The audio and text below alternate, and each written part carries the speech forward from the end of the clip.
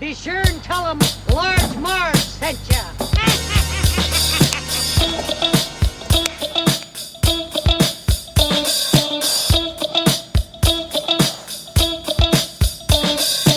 In the 90s, we were just teeny tykes. We went to movies and our bikes. We wanted to be DJs, but we were just teeny gals. So we went off to college and we remained as pals. 20 years later, we're still watching flicks and we're bringing you the favorite bit by bit. Sweetie and Sweetie are here to say it's the Large Marge Santa's podcast. Hey. Hey guys, welcome to the Large Marge Tennis Podcast, your favorite podcast where two sweetie sisters talk about movies that shaped their childhood. I'm Sweetie with an I-E. And I'm Sweetie with a Y. Happy summer, everybody. Happy summer. It's really feeling like summer these days. Actually, I think today is the first day of summer. You're right. So how fitting. We're all in this like heat wave, most of the country, so it really feels like summer. We hit like 95 today in Boston. It was, it felt pretty hot. I'm not gonna lie. Throwback for me to when I had Sweetie Junior, my first baby, and she was born in July, and it was like this hot. And like having a little baby when it's this hot is like real bad news because, you know, holding a little like firebomb was basically like what fireball, which is what babies are. They're always like running hot. Those babies, they're running hot all the time. They're like brand new. They're pumping. Their blood's pumping. They're crying. They're red in the face. They're like little hot boxes. Man, that was like not fun at all yesterday with Sweet Eye Junior, little Elliot there. Can't keep track of these babies. Oh my god. Okay, now the sweeties are getting out of control. Yeah, we're like rabbits. We're multiplying. So how you been handling the heat, Sweetie with a Y? The heat has pushed me somewhere I never thought I would go. The gym. So cool there?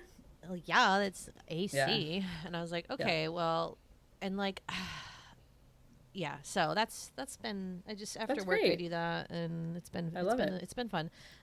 You got ACs, right? I got ACs, but I'm like not super convinced they work super well, or like maybe the house is just like too, like the areas, the main place of the house is too big for like AC to like work. It works well in my bedroom, but I think like in the bigger room, that's why I don't tough. like the full house ones. Full house. Because like the bedroom ones are fine, but you really need to predictability. You really need the full the like, what do you call it, central air, central air to do like Give me that central like the real air, the real the real room, the real whole house cooling. So like whatever, we're sweating it out. I saw this like hilarious meme about like New Englanders getting ready for summer, and it's like this guy being like getting down their air conditioners from the attic and be like, where does this one go? yeah, I saw that too. Hold the window open, like grab the cord. God, it was like really great. It was like exactly what happens in our house. You know, my husband does most of it, but it's like a job getting those fucking. Yeah, try doing it by yourself. Sucks. Yeah, and like all like if you live like down south, I know like y'all have like friggin' central air, all that's just like being piped in. You guys put that stuff on like all year round, but up here like we only have a couple of these hot stretches. So anyway, it could be worse. It is. It could be worse. It could be Armageddon. I was going to say a meteor shower of fireballs. But, it could be it's an asteroid the size of Texas careening to the earth. What year was this? Yeah, so in the spirit of summer movies, summer blockbusters, I chose Armageddon as my movie. This was 1998. Wow. So end of the 90s there. And, you know, we just did the Bruce Willis movie with Fifth Element, and I remember after that, like, I had said that we were going to do this one next because I have Sirius Radio, and I kept hearing, don't want to close my eyes, don't want to fall asleep because I miss you, baby, I don't want to miss a thing, on the radio, like, again and again, and I'm like, God, like, I got to do that movie. It's honestly, it's the worst song in the world. I, like, can't. It was nominated for an Oscar. I know. I just, like, it reminds me of 1998. I know. It really does. Like it sends me immediately back to my bedroom where I'm trying to get like fucking Britney Spears or something on the tape on the radio, and they just keep fucking playing this song, and it's always like #1 for the 300th week in a row. Aerosmith, Don't Want to Miss a Thing. Like, ew, like, suck a dick. That was the thing with these monster ballads for like, because I remember like My Heart Will Go On from Titanic, which I feel like was the year before, I could still which is a great song. That song. But same thing was on like #1 for like an entire year. It was crazy. I just think this was a bad song, and like totally. And I'll get into this, but my #1 grievance is that it spoiled the movie, the music video. Like, I feel like I didn't need to see this movie because I knew what happened because of the music video. And it was like this big twist. Everybody's like, do you know about the twist? And I was like, well, they fucking played that scene in the music video. Right. So yeah, I know the twist. And like all the scenes that I remember, like the animal cracker scene, yes, like it was like a pair. It was like a leaving on a jet plane or something. Yes. Those were all in the music video, and I was like, "Wait a minute, how many times have I seen this movie?" Because I really remember these scenes, but it was because I watched that music video like all the time. You saw the music video, you saw the movie. It was like great, it was great. Crazy. Thanks, Aerosmith. So Armageddon, and now Armageddon came out at this time where there were these like tons of disaster movies. So, I mentioned this on Instagram. You had, along the same year, we had not one, but two killer asteroids coming to destroy Earth movies. So you had this one, and then you had Deep Impact, which I felt was like the little bit more serious one. It was like, again, really stressful, I forget like what happens and how they get like, it's pretty bad. Like the destruction's pretty bad in that one. Nothing like saves the day. They're all pretty bad. Yeah, but they're disaster movies. Yeah, just a disaster. And then you had Volcano, which we're gonna cover because I find that movie hilarious with Tommy Lee Jones and Gabby Hoffman. There's this scene where the guy like is there's like the subway is down there like underground and the volcano lava is coming, and then the driver of the subway is this like hero, and he like is carrying somebody, like steps in the lava and then like throws them and then falls into the lava. It is hilarious. What? It is such a bad movie. It is. It's awful. Then you had Dante's Peak. Never seen it, but always loved that name. Again, another volcano one. And then you had Twister, which is a great movie. We've covered it. But again, just like natural disaster. Scary. Well, the reason is that we had all these disasters. Do you know the reason? Okay, yeah. Well, I have two theories. Okay. My theory is that we didn't have anything wrong. Like, we've talked about this before. That's what my theory was. The 90s were just like a chill. We were so bored. We had to invent disasters and crises. We had joke stores. We had prank stores. And, like, there was just nothing wrong in the world. It was so strange. And then what happens? 9/11. And then that's the threat. So we just didn't have, like, a threat. Right. Here's my other theory. We weren't really talking about climate change in the 90s, right? So now these disasters are like real. I don't know if you ever watched the 6 o'clock news, but the weather disasters are the top of the news literally every day. Tornadoes in the Midwest. It was yesterday. It was forest fires in New Mexico. Like, it's crazy. So we are like already at natural disaster like level here in, 30 years, 25 years from this movie. So we're living it, guys. Like, we don't need, so they don't make these movies anymore because like we're fucking living it. But right. So Sweetie's right. Like, we need something to freaking stress about. And here's what it was. Disaster movies. So we had all these disaster movies. This Armageddon one was a pretty big deal. Directed by Michael Bay, who's famous for The Rock, the Transformer movies. What was the other one I said?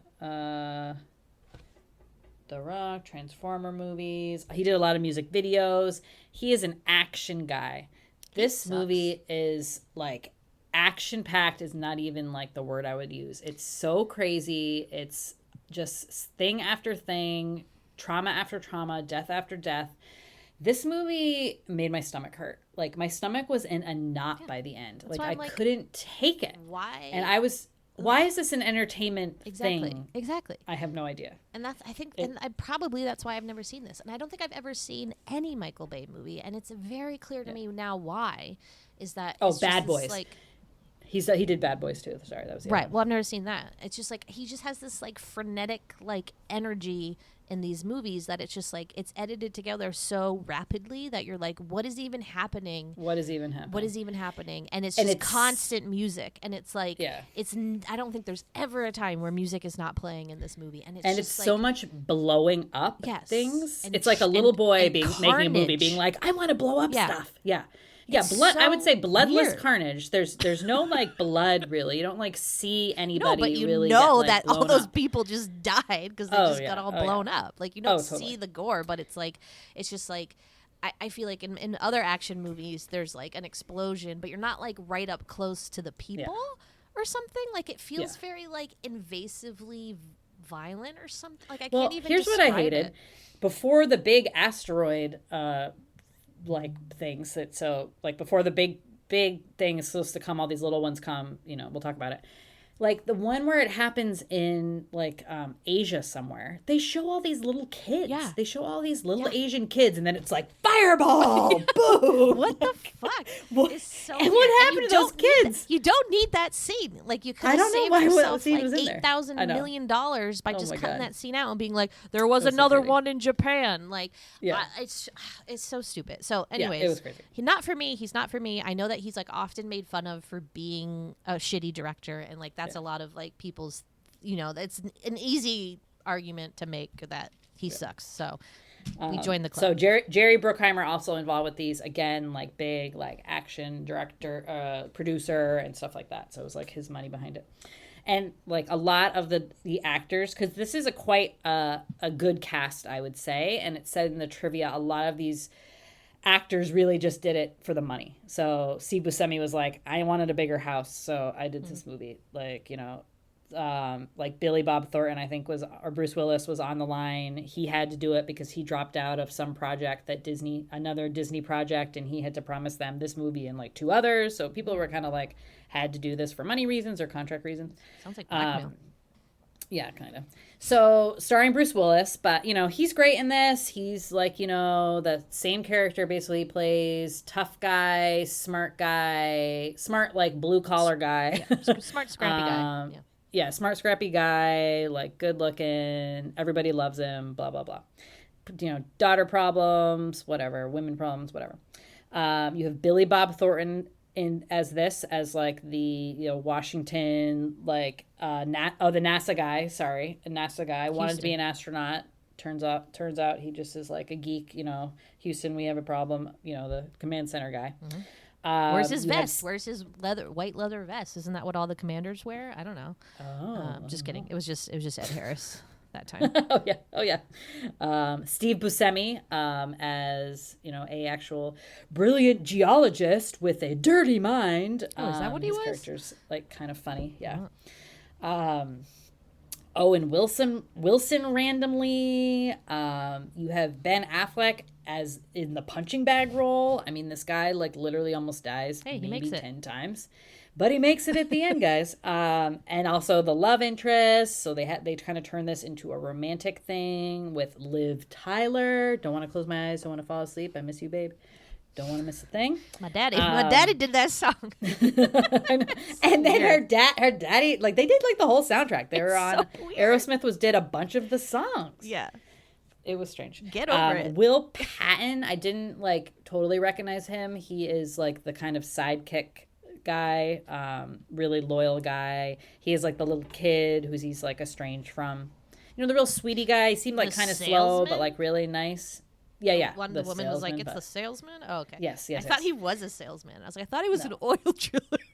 So I read his credits. He does like a lot of westerns. I think he was on Yellowstone. But he is like a pretty big credit list. You have Michael Clark Duncan from Green Mile fame. So Gentle Giant, like large black man.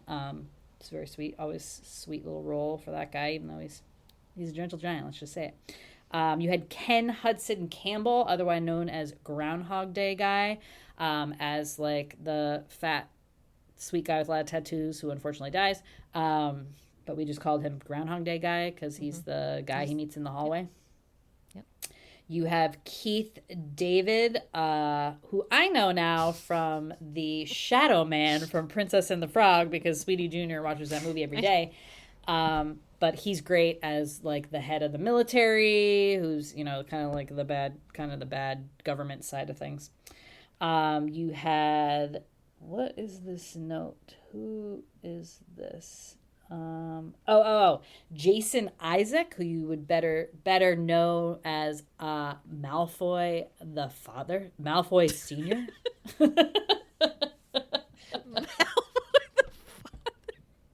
Lucius Malfoy. Sorry, you guys. I get like 2 hours of sleep at night, so continuous sleep at night. My baby sleeps pretty well, but it's, you know, I'm up a lot.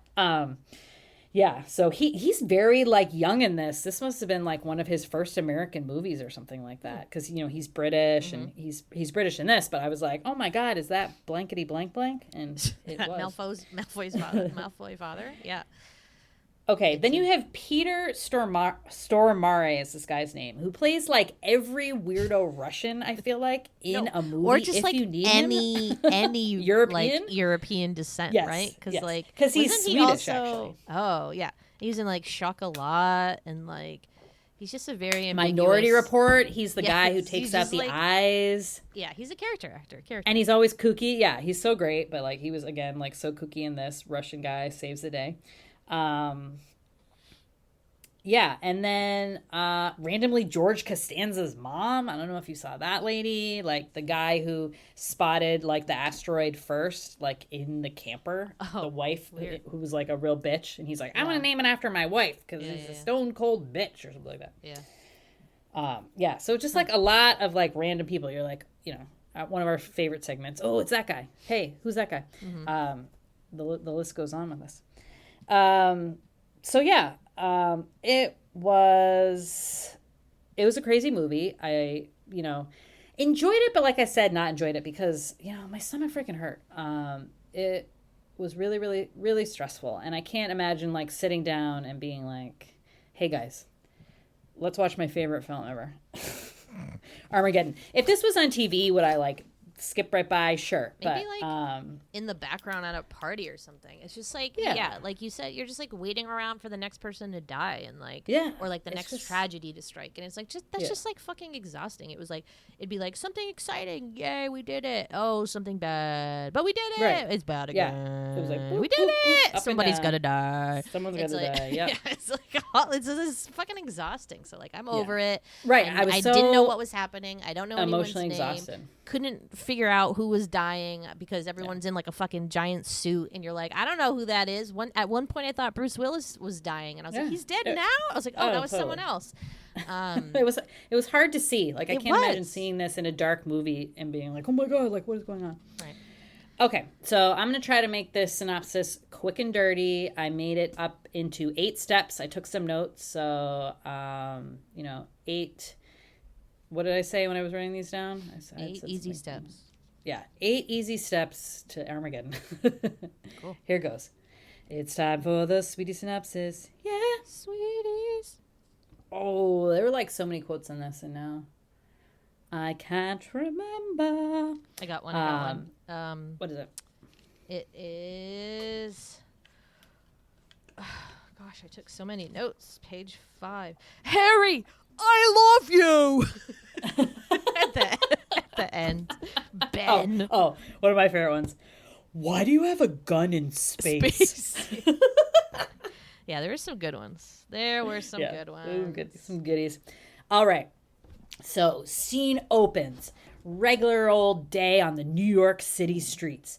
You got some guy, some bike messenger with his little dog biking across the freaking Brooklyn Bridge. You got a cab driver with people in the back, like Japanese tourists being like, we want to go shopping, the traffic jam.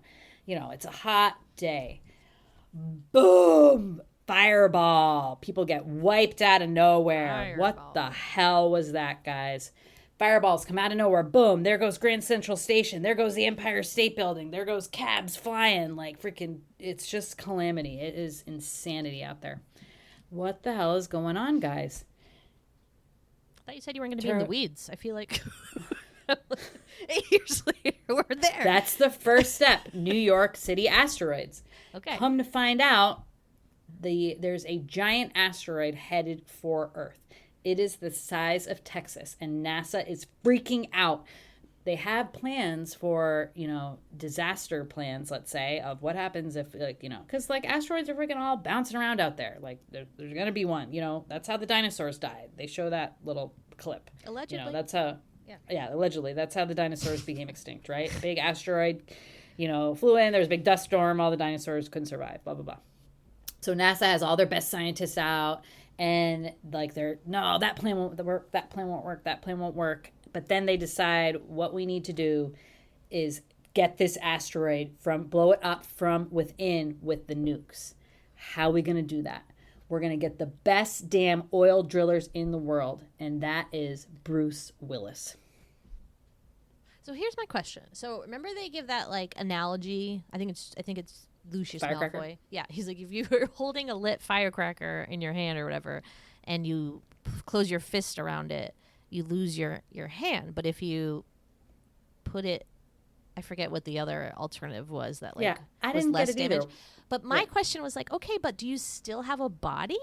Are you alive? Because if we we need a better analogy that's you will die, not I lost my hand. Oh no, I mean, the whole world's the whole Earth. They call it a planet killer or whatever. It's the Death Star, basically. Hello. So that was stupid. But we gotta blow it up. We gotta blow it up from inside. Yeah, we gotta blow it up from the inside. So they send some copters, helicopters to this oil rig, and you come to meet the oil rig, and it's Bruce Willis and his ragtag group of oil drillers. Top drillers in the world. Top drillers in the world. Another question: how did they decide he was the best of the best? Everybody they talked to said, you got to talk to this guy if you want to blow up an asteroid. Wow. I don't know. It's just, I heard it through the grapevine. You're the best driller. I know. It's so random. Okay, anyway, sorry. Continue. So we're on the oil rig, and it is a fucking soap opera, because here's what's going on.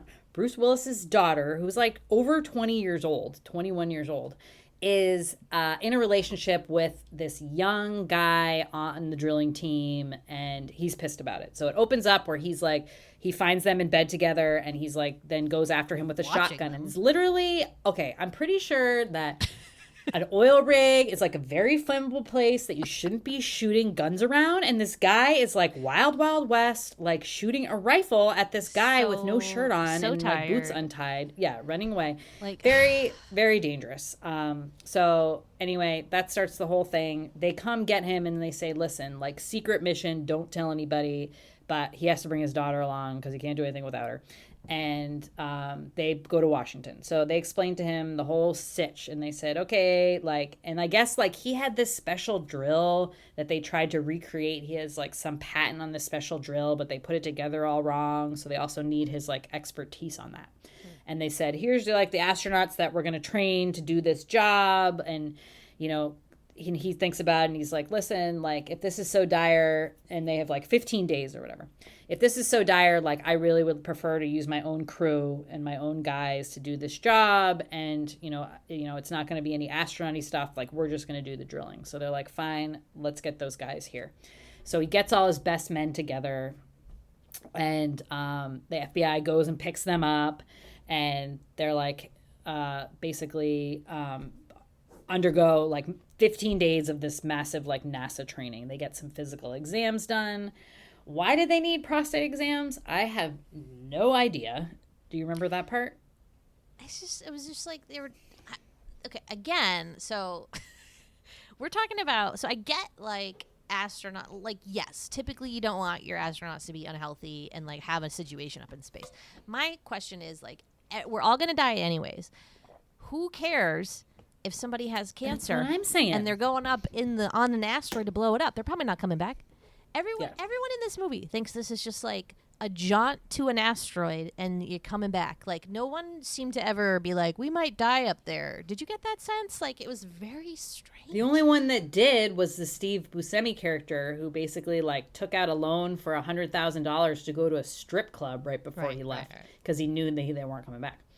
But so strange. Yeah. I was like, you don't even know if like a regular space mission is coming back these days, let alone I'm landing this craft on an asteroid and then you're going to blow it up and then fly out and escape it at the end? It was an impossible mission, but yeah, you're right. I mean, what were they thinking? But anyway, they get all these physical exams. I'm convinced they just did that prostate exam thing for like some butt humor. You know, yes. Well, it was again just like a stupid long ass scene that like who cares? They had 12 days to become an astronaut, and so they're like, got a show. I mean, they do like psych examinations, and obviously the guys like all these guys are crazy, like whatever. So anyway, they do all the training stuff because they do have to know like a little bit about like the spacey stuff. And they do obviously the training with the drilling underwater, and then there's all this push and pull between the Ben Affleck character AJ and then Bruce Willis, who's like the elder guy who knows everything, and it's just like that kind of a thing. AJ thinks he knows everything because he's young and he is talented, so like there's that whole thing. You have the Bruce Willis character coming to like grips with his little girl growing up, and she like wants to marry the AJ guy, so it's like this whole kind of family drama, blah blah blah. All right, fast forward to the space mission. So NASA's like, okay, today is the day. Here's what we're doing, though. We're sending up 2 teams. So we're splitting you guys up because what if one of you guys, something happens to one of you? Do you put all your eggs in one basket or not? Exactly. Yeah. This mission cannot fail. So we're sending 2 spaceships up. So they send the 2 spaceships up, and in one spaceship is Ben Affleck and Owen Wilson and some random Italian guy that they don't give any lines to, but I guess he's on the drilling team too. And then a bunch of like military guys, and then the other team is Bruce Willis and like his buddy. What's his name? Michael Clark Duncan is also in the Ben Affleck one. So they're like 2 teams split up. So they leave Earth. Earth totally fine, and they're in these like newfangled space shuttles that go super fast. Do spaceships really go 26,000 miles per hour, or was that a false measurement? I think so, because I think like they get carried out of the atmosphere, and then you get picked up by the gravitation, the orbit or whatever, and so then you're like orbiting. You're not like flying, like. Well, at one point they thrusted, and they were like, and then it was like 26,000 miles per hour. Oh, but I thought that was because it was of the asteroid. I don't know. It's this is all preposterous. Like our technology was certainly nowhere near close to being advanced enough in 1998 to do this level of space. It's a movie, so they can do whatever they want. It's ridiculous. So they have to. I had a funny idea, which is that like I thought it'd be so funny if. Can you imagine if like they're like 3, 2, 1, lift off, and then like the ships go up, and you're like yay, and then it's like, and they explode, and then it's like, now what? And then it's just like, and then it's like 12 days later, and everybody's just like cheersing like champagne, like, well, we did our best. It's like, and the movie's over. It would have been such a better movie. But alas, they made it. They made it out. Yeah, so they made it, into the atmosphere. They have to dock at the like International Space Station, where there's just this one Russian guy who's been up there by himself for 18 months. Cue the European character actor we were talking about before. And they have to refuel. So like they refuel, and this is like the first disaster that happened. So like I don't even know what happened. Something with the fuel. Like Ben Affleck goes down a hole in like a giant coat. I don't know what was happening there. And and there's a leak. Yeah, so they get like everyone off the ship except Ben Affleck, who was the unlucky guy who the guy chose to like help him out. So they end up like getting they have to close off that side of the thing, the side of like the space station that like flies off. Luckily, like Ben Affleck and the Russian guy do make it because they like scramble out another way. The whole station blows up. Somehow they got out. I missed it. I blinked and I missed it. Yeah, crisis averted. They fill up with the fuel and then they're off. So this is when stuff gets pretty hairy. So the whole idea of what they're gonna do is they're going to land their ships on a moving asteroid. How does that work? I have no idea. I'm not going to question That's what I'm saying. It's a little odd. And, you know, there's no, like, runway, guys. There's no, like, they don't even know, like, they know what the asteroid is, like, made of, but they don't really know anything about it, right? So they're just, like, landing these ships on there. So, of course, it's, like, a little bit sketchy trying to, like, land on this asteroid. They have the 2 ships, and one of the ships just goes, like, absolutely bananas, out of control, crashes. You have the pilots, like, flying through the window. This is the plane that Ben Affleck's on. And it looks real bad and for they're Ben like, Affleck, everybody suit up into crash suits. It's like, and I'm like, is that going to save them? Crash positions. Protect the astronauts heads between your legs. Yeah. But, hey, it's okay. So, you know, disaster crash. The other plane thinks that these guys are all dead. So the other plane makes it, but overshoots, like, their target area by 20 miles or something like that. So... come to find out, and then so back at Mission Control, poor Liv Tyler is like listening to all this on the fucking radio, and it's not good news, man. Her entire family is like up on this mission. Her fiance, her dad, all these like men that raised her, and it is not looking good, man. Poor little Liv Tyler. Why was she wearing like a kimono the entire movie? Like, I have no idea.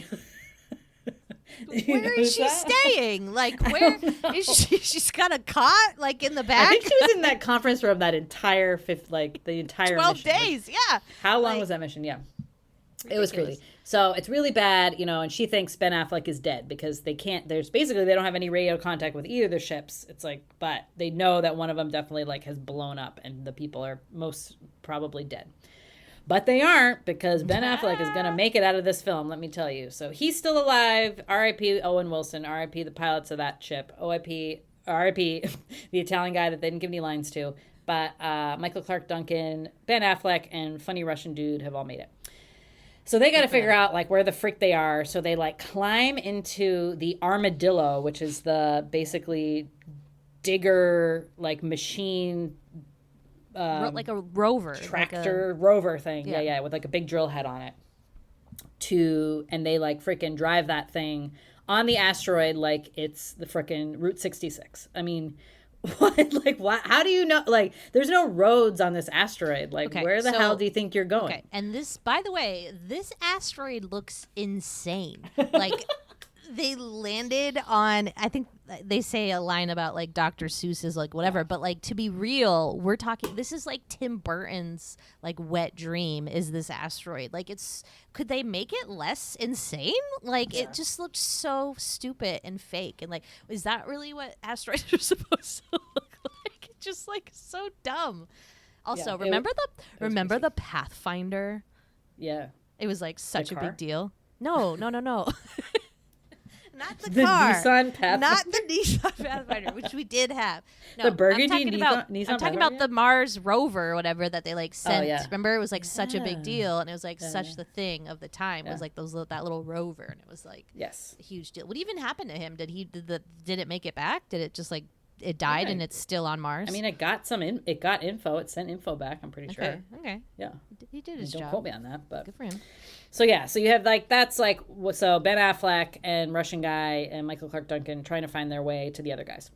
Other ship so misses its mark by 20 miles, but they're still gonna dig. So unfortunately, where they're digging is like straight up iron, and they like cannot fucking drill through that. They have to drill 800 feet down, and they're busting drill bits like right and left. So the pilot is getting real freaked out because they only have like a couple hours to do this, and he keeps like talking to Mission Control. He's talking to the president. There's all these like side plans, like what do you call it, like contingency plans, like if this doesn't work, basically like set off the nuke anyway and just like blow up the whole fucking thing.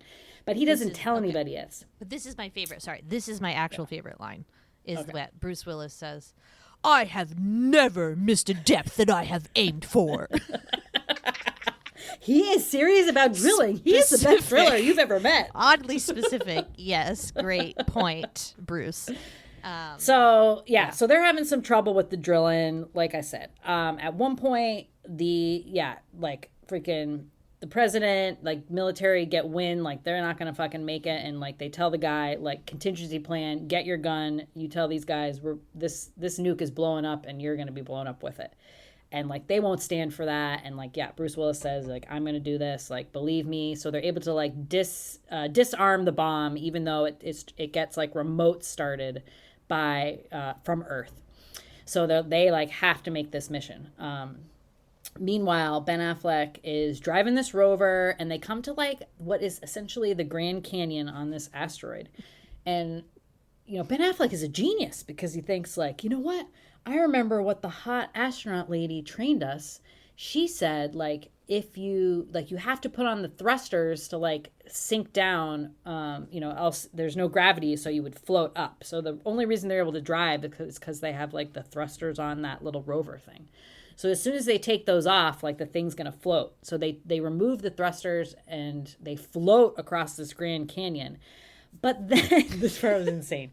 But then they're like unable to control it because they can't put the thrusters back on space because they're frozen, and they get like careened off of the asteroid. Yeah, and then they're like the Russian guy is able to get off, like get out of the armadillo, fix the thrusters. They're like frozen over.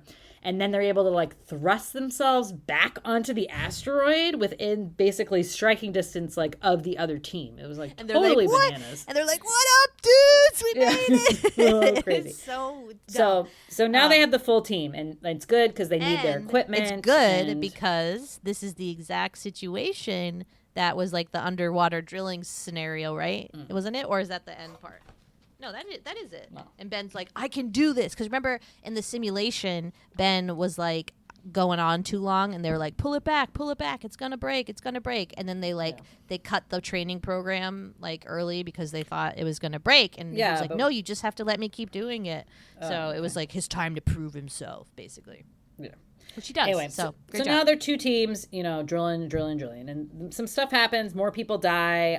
Like some crazy, the asteroid is nearing Earth, like it's pretty like unstable. So like one of the pilots dies that time. The Groundhog Day guy dies because the armadillo, like something gets stuck in the hole. I don't know. It's not even technical because it doesn't make sense. And it's definitely not like true life drilling or anything like that. But let's just say more people die, blah, blah, blah. Here's who's left. One military guy. There is the military woman who literally stayed on the plane. She never did anything. You never saw her except she was on the plane. Too dangerous out there for her. Too dangerous. I know. Bullshit. Yeah, that was one of those like, I feel like, like a bone they threw to like women being like, see, a woman. There's a woman in here. There's one woman in this movie, and see, she doesn't have any purpose. Plane the whole time, and she messes up the one thing she has to do. Like, and the Russian guy has to like save the day. That was like totally bullshit. And they have to talk about how hot she is. So it's like great, great. Thanks. Yeah, there's literally like two women in this. Sorry, I just thought I heard. Oh, just keep going. Okay, I thought I heard my daughter. Probably. Just go. Ronnie? We're busy. Okay, sorry. Anyway, so they freaking drill the hole. They get freaking down there, and they're down to like the last like hour. So the thing is that they have to blow up the asteroid in this certain window, or else it will not split apart in two pieces and like fly by Earth.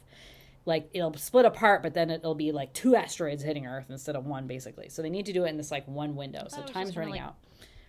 Blow up.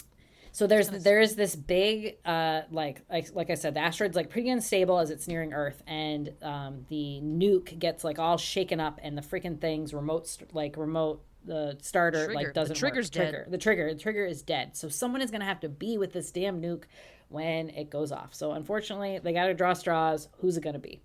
Now, I don't think they did this correctly, because there was like a couple guys, especially the Steve Buscemi character, who was like, you know what?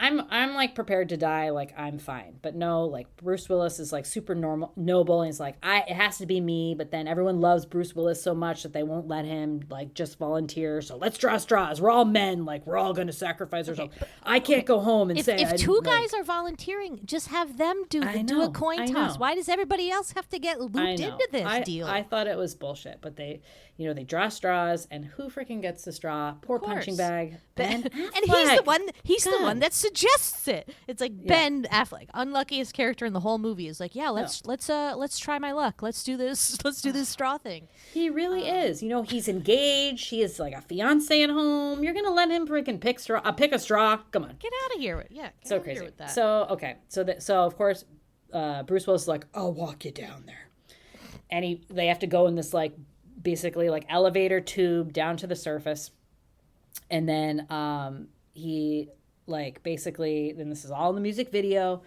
pushes Ben Affleck back into the thing. Oh no, he takes his oxygen like thing off, so he can't breathe in the climate. He has to go back into the tube, and he's like, closes the tube, and he's like, tell Grace I love her, and Ben Affleck's just inside being like, I love you, I love you.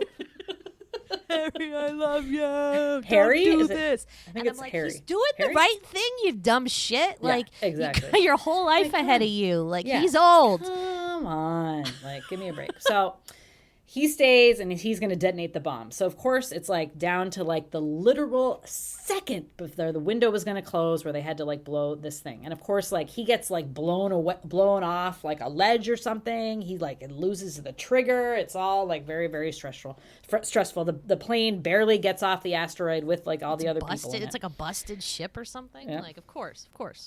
And then, like, 1, 2, 3, boom, pooh, everyone on Earth sees, like, a big, poof in the sky, and the asteroid is split in half, and the two pieces like fly by Earth, and there's not even any freaking tiny little things, because that was weird to me, because there were all these like pre-asteroids that were like ahead of the big asteroid, which caused all the destruction in New York, the really terrible scene we were talking about in in Asia somewhere.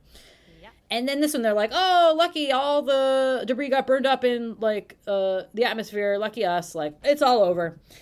And then there's sort of like not even that great of a celebration, I feel like, at the end. Oh, wait, no, I forgot to bring up this part. Because it fades out, then the credits to the wedding. The wedding plays over the credits. The wedding. But, sorry, back a little bit. So, and this, because this is the part that I cried at. So, right. Sorry, yes. They have all this like radio trouble, and they can't the whole time, just from like the position of where the asteroid is and the moon and like all this stuff.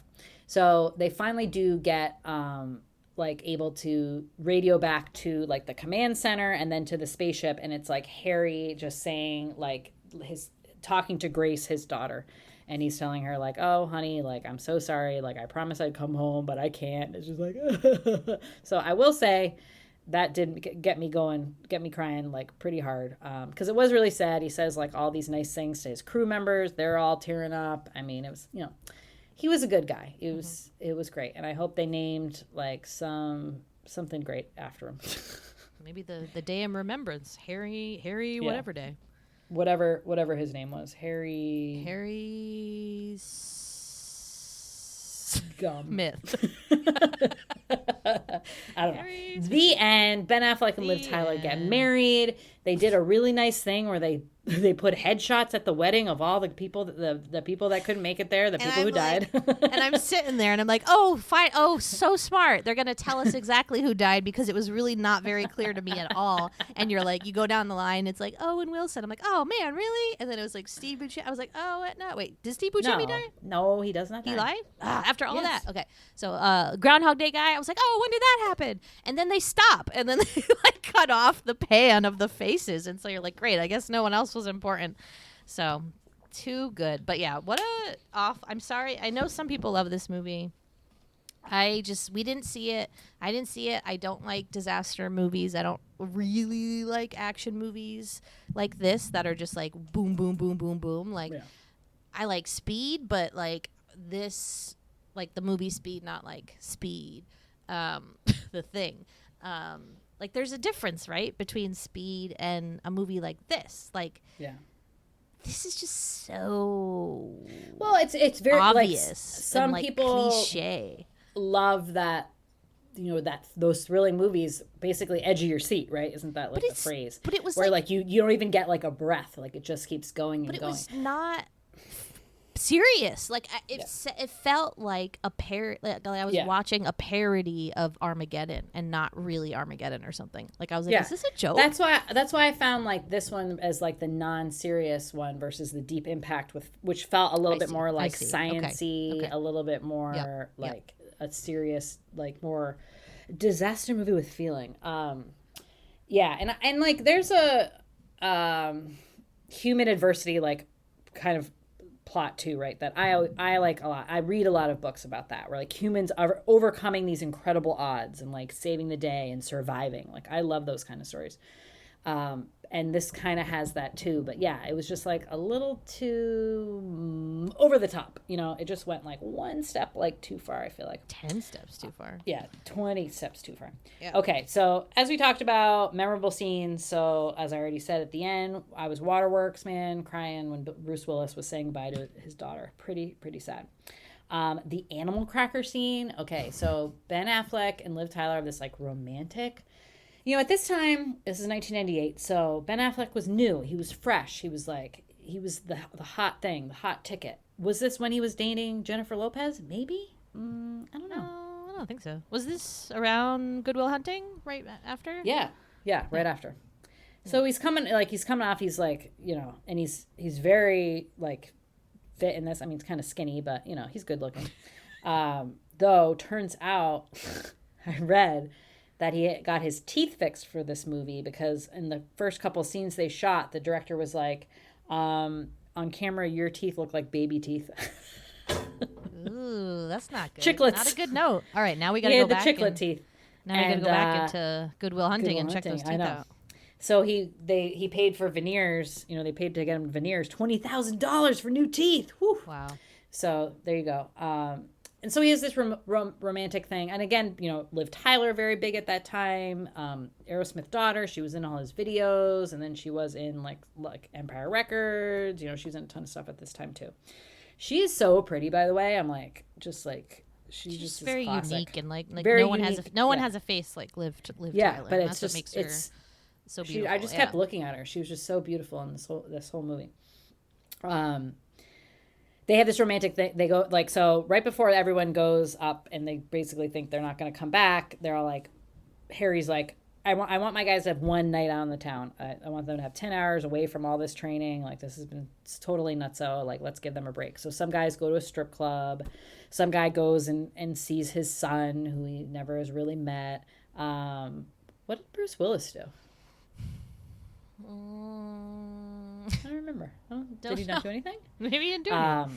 And Liv Tyler and Ben Affleck obviously spend like a romantic night together. So they're at this like hut in like the middle of nowhere, this like cabin with all these like lights strung up over the trees, and are having like a picnic. And he does this like thing with an animal cracker, and he pretends he does this like Australian like Animal Planet voice about like this animal cracker like on Liv Tyler's stomach, and like her boobs are a mountain, blah blah blah. I was like, I remember as like a teenager being like, oh my god, like so romantic, look at her, like wow.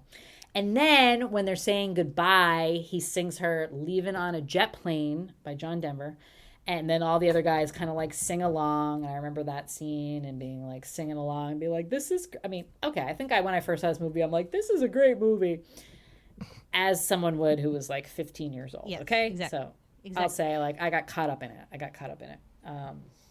My favorite part about the animal cracker scene is when they do that scene, and then the next line right away is, do you think anyone else in the world is doing this at this exact moment?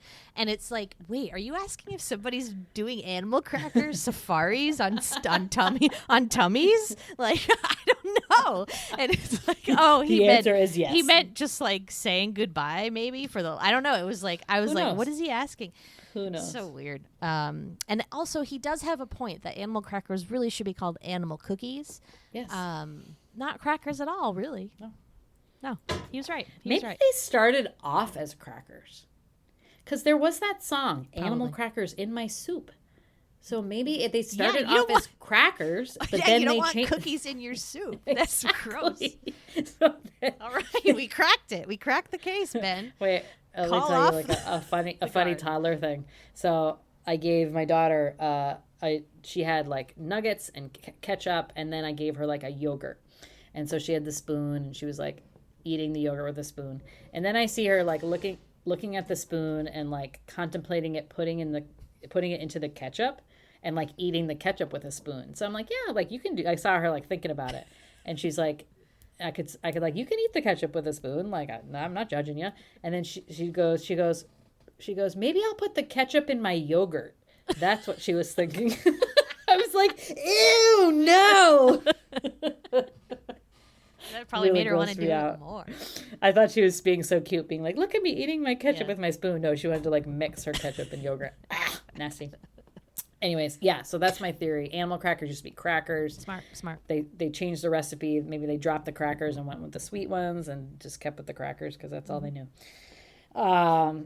Okay, we already talked a little bit about the Aerosmith music video. Again, Aerosmith, like, huge at this time. And they did, like, a bunch of other songs on this soundtrack as well. I think they were, like, cover songs. So Steven Tyler was well into this flick with his daughter in the starring role and then providing the soundtrack. And, you know, that song is a Diane Warren song. So she did all those, like, power ballads and, like, this time. And was nominated for an Oscar, but did not win. I did not see who won this year instead, but this song did not. Too bad. Damn. Okay. Another thing I found disappointing was the president in this was like a no-namer. Like, they didn't have him being, like, any It should be person. Morgan Freeman or Donald Sutherland or, like, somebody who's a president. Yeah, I felt weird about that. I kept thinking, like, oh, like, where's the president? When are they going to show the president? And it was really, like, he wasn't even, like, that involved. He, like, just, like, on the phone, like, one time. And I just thought that was, like, a weird move. Why aren't they showing the president? Okay. I also read that NASA uses this movie as a training video for all new recruits where you have to spot all the inaccuracies that are in this movie. And there's like 120 or something. Of course. I'm sure of that. That's good. Okay, great. Because like I'm here for that. They don't care. Yep. They don't care. So yeah. It's a freaking crazy romp. I feel like it's a Schindler's List for me. I don't think I ever have to see it again. I mean, yeah, it's not quite a good movie, but we saw it, so hey, we did it.